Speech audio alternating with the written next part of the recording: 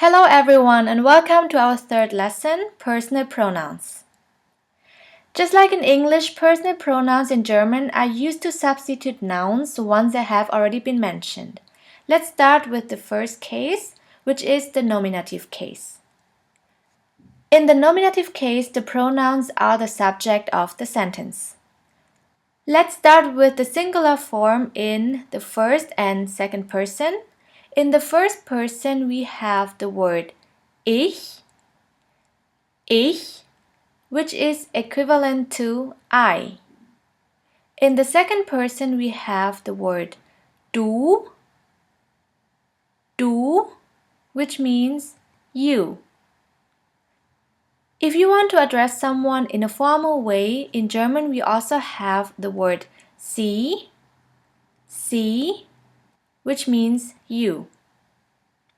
Ich, du, sie. Now let's have a look at the third person. In the third person we have the word er, which means he, sie, which is equivalent to she, and es, which means it. Er, sie, es. Now let's continue in the plural form in the first, second, and third person.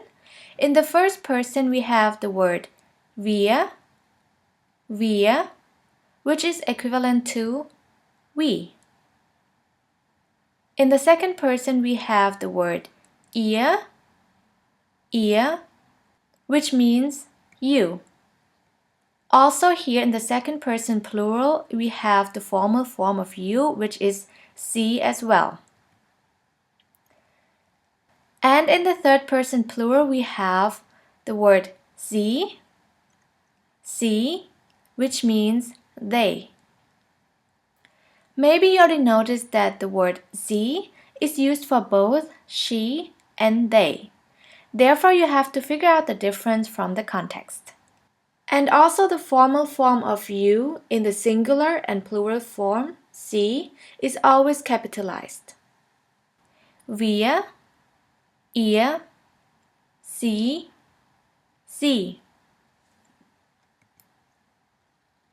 Now we will continue with German nouns and gender and also with the definite and indefinite articles. First of all, I want to mention that German is the only language that capitalizes all nouns. And the second thing is, the most important thing for English speakers to understand about German nouns is the matter of gender.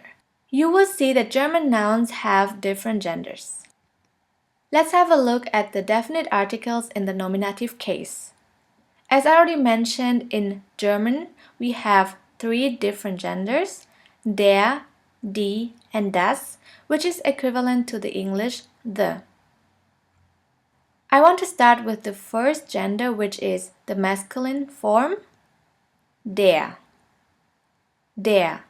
Here we have the example of the noun Mann, der Mann, which is equivalent to the man.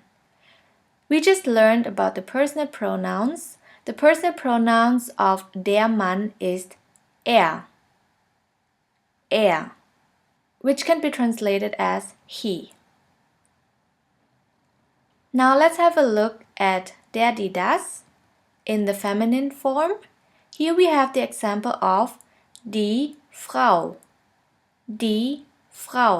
which is equivalent to the woman.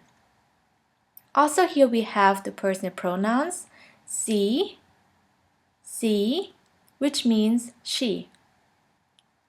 In the last case we have the gender das, which is the neuter form. In this case we have the example of das Mädchen, which means the girl. Sometimes gender is natural, as you just saw in the previous cases. Der Mann, which means the man, is masculine, and die Frau, which means the woman, is feminine. But this is not always the case. Here you can see das Mädchen, which actually means the girl, is neuter. So to sum up, there is no specific rule about the gender. The most important thing is that you have to learn all the nouns with their gender. Let's continue with das Mädchen. We already learned the personal pronouns for that. In the neuter form, we say es, which means it. Now let's have a look at der, die, das in the case of the plural form. In the plural form, we have die Männer, which means man, die Frauen, which means women, and die Mädchen, which means girls.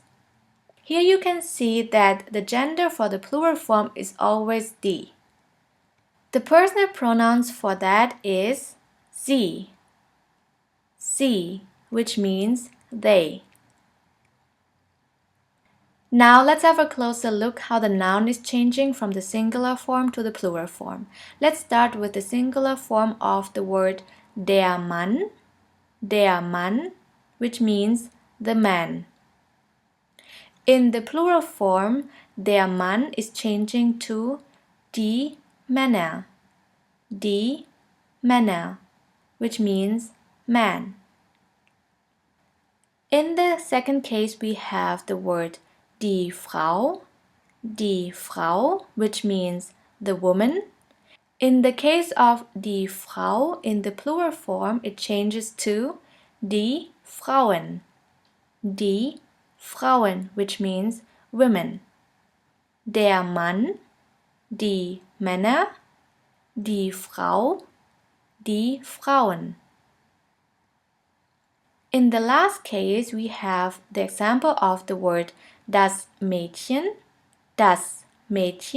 which means the girl. In the plural form, we also have die Mädchen, which means girls. As you can see, in the case of Mädchen, there is no changes at all. Das Mädchen, die Mädchen. Now let's continue with the indefinite articles, ein and eine, which means a or an. First, let's have a look at the nominative case in the masculine form. Here we will use the same noun like before, ein Mann, which means a man. Ein basically means one, and like the definite article, it indicates the gender of the noun it goes with. So ein Mann means a man. In the case of the feminine form, we have the example of eine Frau, which means a woman. And in the last case, in the neuter case, we have the example of ein Mädchen, which means a girl.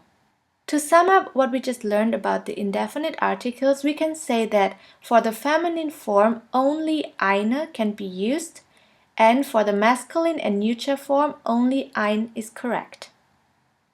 This was our third lesson and also our last basic grammar lesson. I will see you in the next lesson where we will learn about basic phrases and vocabularies such as greetings and other expressions.